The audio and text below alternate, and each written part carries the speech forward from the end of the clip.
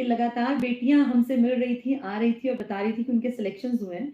तब कई बच्चों के कमेंट आए कि लड़के नहीं आ रहे हैं क्या? या लड़कों के सिलेक्शन नहीं हो रहे हैं क्या? तो मैंने पिछली बार भी आपको मिलवाया था अपने यहाँ पर एक स्टूडेंट था जिसका सिलेक्शन हो गया। आज तो वो चला भी गया होगा दिल्ली पुलिस में। और आज हमारे बीच में है रॉबिन।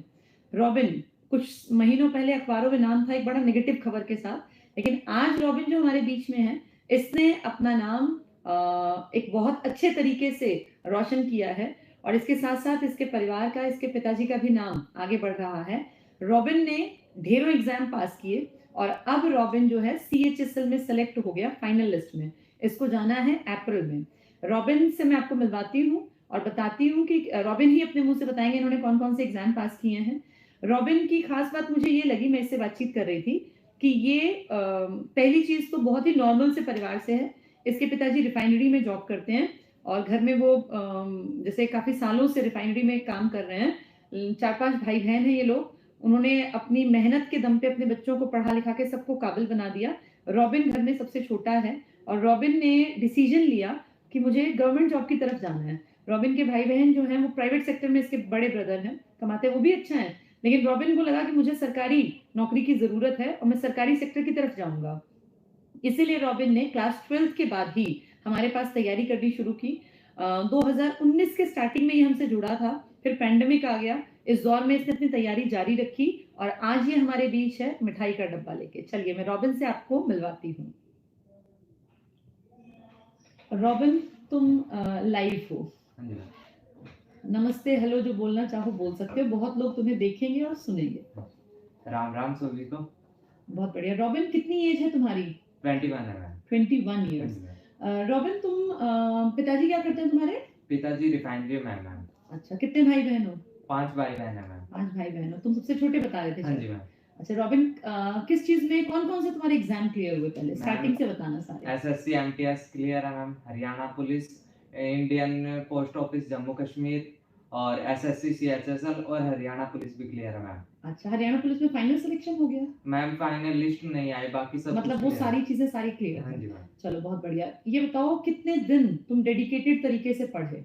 मैम मैंने मतलब कि पैंडेमिक में भी मैं पढ़ा ही हूँ, मतलब कि मैंने पढ़ाई नहीं छोड़ी बीच में कभी भी। अच्छा, उम्र तुम्हारी अभी कितनी बताई तुमने? 21 साल। 21, हाँ जी मैम। 21 साल। तुम किस उम्र से तैयारी करने लग गए थे? मैम 12th के बाद ही दिन तैयारी की थी मैंने। 12th के बाद ही। 12th तुमने की उसके बाद से तुरंत तुम्हारे दिमाग में आया कि मुझे तैयारी कर लेनी हाँ चाहिए। जी मैम। ये जैसे तुम्हारा बड़ा भाई प्राइवेट सेक्टर में, तुम्हारे दिमाग में ये क्यों आया कि मुझे सरकारी नौकरी के लिए ऑप्ट करना चाहिए? मैम जैसे भाई मतलब कि अहमदाबाद जॉब कर रहे हैं तो फैमिली गाँव से है, तो मतलब कि ये थी कि मन में कि शहर में जाना है। अच्छा। मतलब कि शहर में मूव करना है, क्योंकि गाँव का परिवेश आपको पता ही है कैसा होता है। बिल्कुल, बिल्कुल।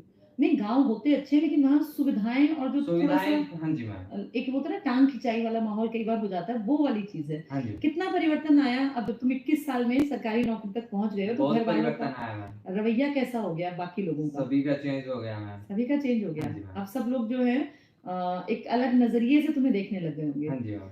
चलो मुझे बताओ दिन में कितने घंटे लगभग तुम निकालते थे पढ़ाई के लिए? मैम मैं सारा दिन ही पढ़ता लगभग। पूरा दिन हाँ पढ़ते जी, थे? हाँ जी मैम। अच्छा, तुम्हें जब तुम आईसीएस में आए तो तुम्हें लगा था कि नौकरी करना आसान है, मतलब बड़ी आसानी से मिल जाएगी, या लगा था मेहनत करनी पड़ेगी? मेहनत तो करनी पड़ती है मैम। बिल्कुल, बिल्कुल। बहुत लोग सोचते हैं कि बस एडमिशन लिया और पास हो गए, ऐसा तो नहीं हो सकता। नहीं मैम।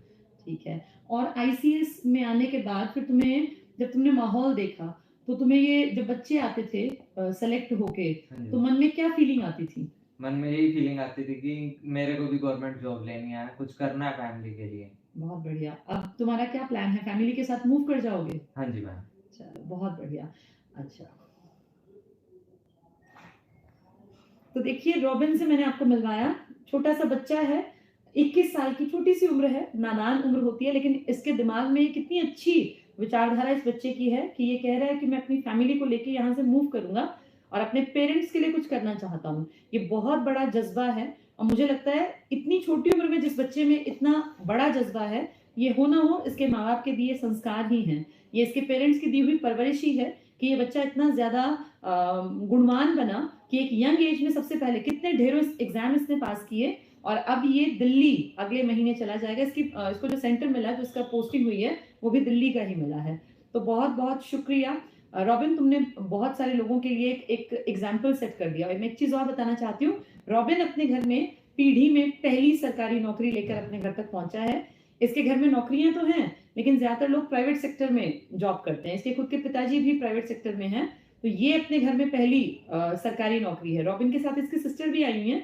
मैंने उनको भी यही कहा कि पढ़ लिख के काबिल बनना चाहिए, अपने पैरों पे खड़े होना पहली जरूरत है। चलिए, आप लोग हमसे जुड़े, आप सबने रॉबिन को देखा, रॉबिन की लाइफ को सुना, रॉबिन ने कैसे मेहनत की, और रॉबिन कितनी यंग एज से ही मन में जज्बा लेके आया था कि मुझे लगना है। मेहनत तो करनी पड़ेगी, आप आईसीएस में आने के बाद भी पढ़ना पड़ेगा आपको, क्योंकि पढ़ाई के बिना कुछ नहीं है। लेकिन रॉबिन को देख के हम समझ सकते हैं। मैं पूछ रही थी कि कैसे आए, जैसे बताया कि बाय बस आए हैं। अभी रॉबिन के घर में गाड़ी नहीं है, लेकिन जल्दी ही ये पैरों पे खड़ा होकर अपने परिवार को यहाँ से ले जाएगा। और फिर मैं इसको समझा रही थी कि अभी तेरी उम्र बहुत कम है, अभी 9-10 साल अपने परिवार के ऊपर काम कर, और घर परिवार की स्थिति को बदलने में सबसे बड़ा योगदान जो दे सकता है वो रॉबिन अब दे सकता है। अब ये इस काबिल बन गया।